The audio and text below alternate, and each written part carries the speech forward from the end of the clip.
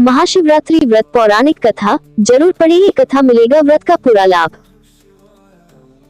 शिवरात्रि व्रत कथा इन शिव पुराण। महाशिवरात्रि व्रत कथा चित्रभानु नामक एक वीर शिकारी की कथा है जिसने अनजाने में ही शिवरात्रि का व्रत कर लिया। रात भर जगते हुए चित्रभानु ने अनजाने में ही महाशिवरात्रि पर शिवजी के ऊपर बेल के पत्ते अर्पित किए, जिसके पुण्य से वह शिवलोक में स्थान पा गया। महाशिवरात्रि के दिन इस कथा का पाठ करने से व्यक्ति के पाप कट जाते हैं और शिवलोक की प्राप्ति होती है। महाशिवरात्रि व्रत कथा। महाशिवरात्रि व्रत में शिवरात्रि व्रत की कथा का पाठ करना बहुत ही शुभ फलदायी बताया गया है। शिव पुराण में भी इस व्रत की महिमा बताई गई है। शिव पुराण के अनुसार जाने अनजाने में भी जो मनुष्य और जीव महाशिवरात्रि का व्रत कर लेता है वह शिव कृपा का भागी बन जाता है और उससे यमराज के दूत भी दूर रहते हैं।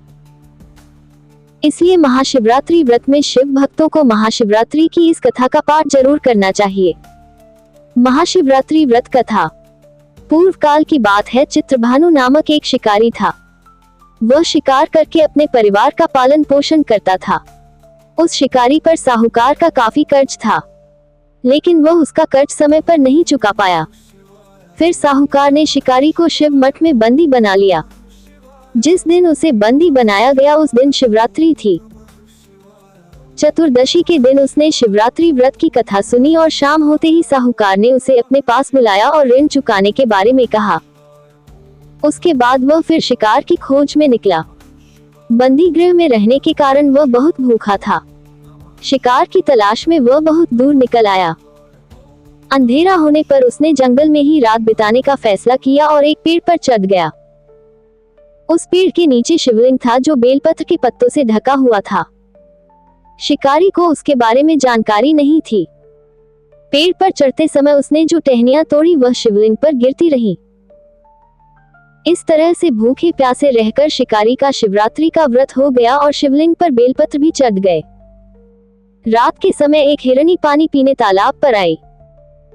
शिकारी जैसे ही उसका शिकार करने जा रहा था भी हिरनी बोली, मैं गर्भवती हूँ, शीघ्र ही प्रसव करूंगी। तुम एक साथ दो जीवों की हत्या करोगे। मैं बच्चे को जन्म देकर तुरंत तुम्हारे सामने आ जाऊंगी, तब मुझे मार लेना। शिकारी ने हिरनी को जाने दिया। इस दौरान अनजाने में कुछ बेलपत्र शिवलिंग पर गिर गए। इस तरह उसने अनजाने में प्रथम प्रहर की पूजा भी संपन्न कर ली। कुछ देर बाद एक हिरनी उधर से निकली।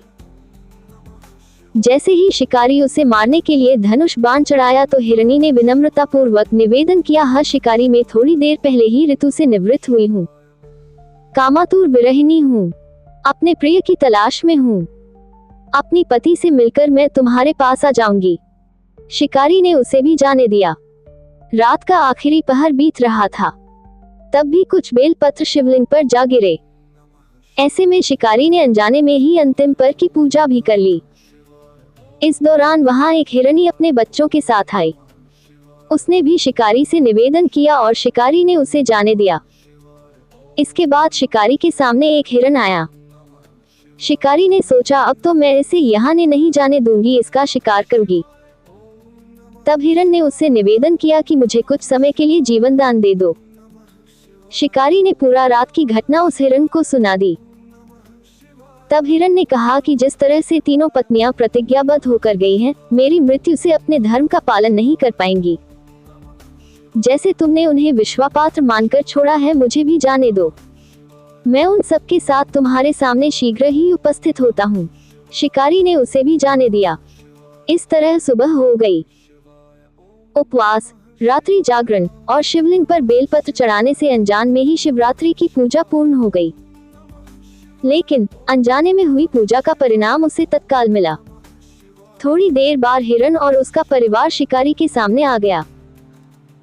उन सभी को देखकर शिकारी को बहुत गिलानी हुई और उसने पूरे परिवार को जीवन दान दे दिया। अनजाने में शिवरात्रि व्रत का पालन करने पर भी शिकारी को मोक्ष की प्राप्ति हुई। जब मृत्यु काल में यमदूत जीव को ले जाने आए तो शिवगुणों ने उन्हें वापस भेज दिया और उसे शिवलोक ले गए। शिवजी की कृपा से चित्रभानु अपने पिछले जन्म को याद रख पाए। शिवरात्रि के महत्व को जानकर उसका अगले जन्म में भी पालन कर पाए।